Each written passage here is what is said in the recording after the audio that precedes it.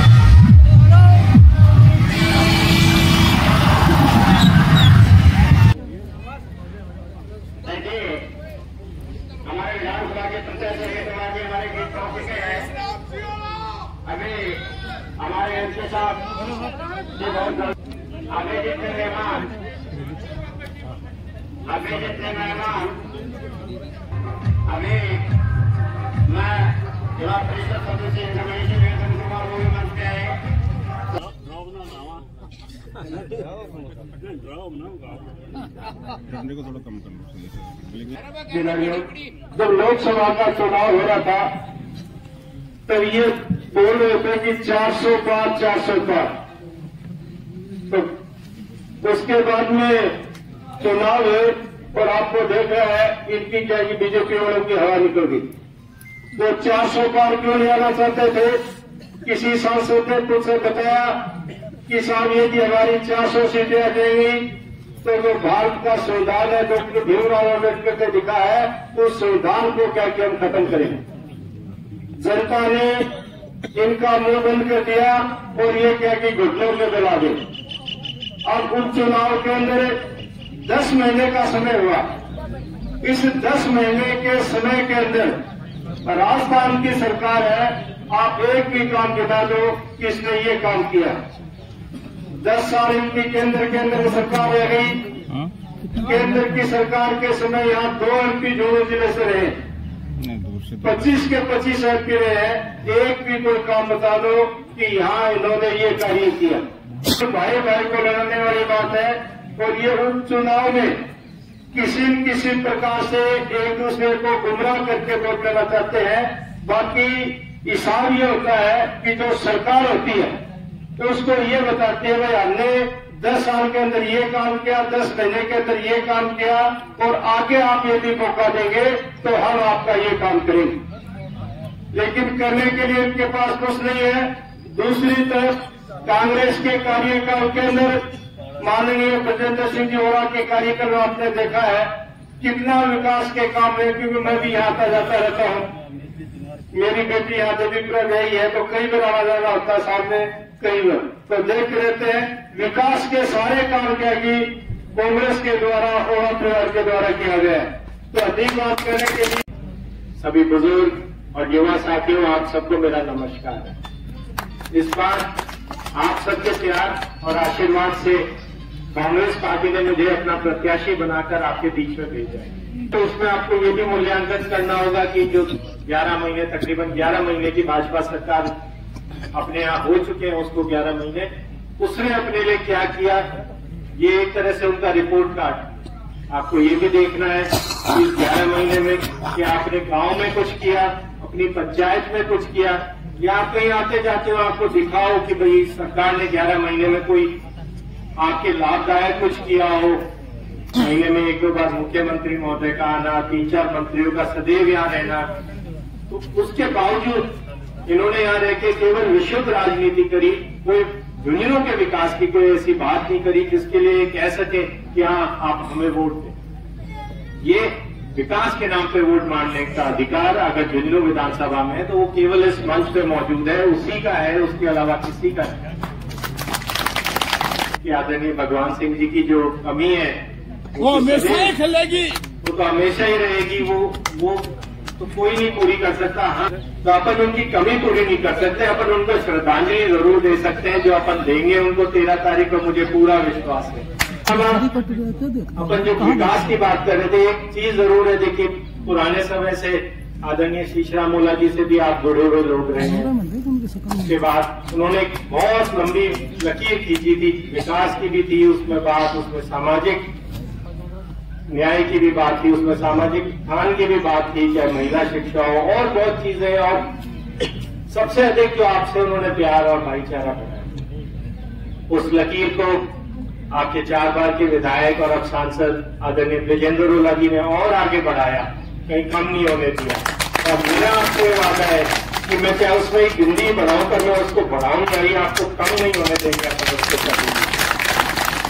आप मुझे जितना सक्षम बनाएंगे, जो मुझे ताकत देंगे, आप मुझे जिस लायक बनाएंगे, वो सारी ताकत कह लीजिए, शक्ति कह लीजिए, वो सब केवल और केवल आपके विकास के लिए और आपके सम्मान में ही कार्य में आएगी और किसी काम नहीं आनी। ये जरूर कहना चाहूंगा मैं कि आपने दादाजी को दिया, पिताजी को बहुत प्यार दिया है, बहुत आशीर्वाद दिया है। पोते का थोड़ा ज्यादा बनता है, थोड़ा ज्यादा देना, थोड़ा ज्यादा बढ़ा के देना, ताकि मैं भी आपके विकास में योगदान कर सकूं, मैं भी आपके आशीर्वाद को लेके इस नई यात्रा को शुरू कर सकूं। आप सबका बहुत बहुत धन्यवाद। जय। तो मैं आदरणीय भगवान सिंह जी साहब को याद करूंगा। जब लोकसभा का चुनाव लड़ने की बात आई तो उन्होंने कहा, मैंने कहा साहब पीछा कर रहे हैं पार्टी वाले। बोले अपने को मांगने तो जाना नहीं है और कहें तो मना नहीं करना। और बोले इस चुनाव की तो मुझे फिक्र नहीं है, आगे वाले की ज्यादा फिक्र करूंगा। और उनको जब इस दुनिया से रुखसत हुए तो उससे कुछ दिन पहले मेरे पास मिलने आए और कहा कि अब मैं वहीं रहूंगा। मेरे साथ शेयर भी किया, तो बोला मैं 2-3 दिन में वहां चला जाऊंगा, वहीं रहूंगा और अपन बहुत मेहनत करेंगे। मैं सब जगह जाऊंगा, किसी चुनाव में तो जाऊंगा। पर ये बिल्कुल नहीं कहा कि मैं रहूंगा नहीं इस दुनिया, मतलब 1 मिनट भी ये आभास नहीं किया उन्होंने। वो अचानक हमारे बीच में से चले गए और जब तक वो रहे सिर्फ और सिर्फ इस गांव के विकास के लिए उनके मन में बहुत लालसा रही। हमेशा चाहे लड़ाई करके वोट देते, वो अपनी बात मनवाते थे। मैं ओड़ा साहब ने उनकी बात टाली, मैंने टाली। और अब मैं आपको अधिकार देता हूँ कि हमारे पास जो भी शक्ति है, आप लोग भगवान सिंह जी की तरह ये समझना कि इस गांव के विकास में हमें खड़े रहेंगे। जी आपका नाम? संजय कड़वासरा। क्या बात है, बड़ी बुलंद आवाज है। अरे कांग्रेस की भी इस बार बुलंद रहेगी आवाज की नहीं? बिल्कुल रहेगी, रही है, रहेगी। अच्छा, आपकी आवाज कांग्रेस की आवाज है? हमेशा से रही है, रहेगी। किसका इंतजार चल रहा है? विजेंद्र जी ओला का इंतजार चल रहा है। भाग हमारे वो पधारे। तो क्या मुद्दे क्या हैं इस बार? मुद्दे क्या, मुद्दे तो जो हर बार होते हैं वही मुद्दे हैं। और बस गांव में जो हमारे तो कमी है ही नहीं। अच्छा, मुद्दे तो छोड़े ही नहीं है।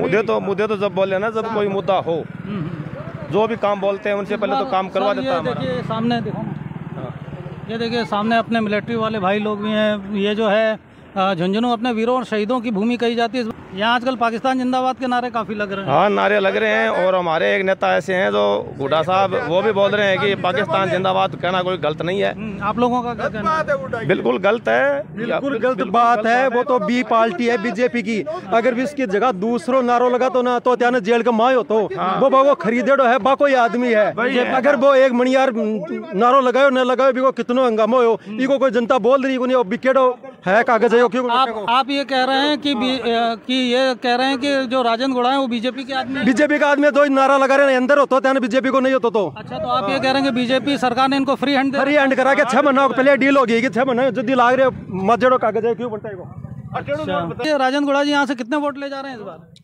जामने नहीं बचा सकेंगे। क्या जमानत जब्त करवा? जब्त होगी 1% क्या कराएंगे, जनता कराओगी। ये पाकिस्तान जिंदाबाद के कारण? हाँ, ये आप देख लो, इस नारे से बहुत ज्यादा आक्रोश है। क्या आक्रोश है? जनता को आक्रोश है। बीजेपी की बी पार्टी है हाँ, और जनता की जमानत जब्त कराओगी। ये पाकिस्तान जिंदाबाद नहीं कहना चाहिए था? नहीं करना चाहिए। आपस में भिड़ाते हैं, जातिवाद की राजनीति करते हैं। यहाँ साफ सुथरी राजनीति है। यहाँ एक हिंदुत्व के नाम पे राजनीति करती है और कांग्रेस पार्टी सभी धर्मों को, सभी समुदायों को साथ लेकर चलने वाली पार्टी है।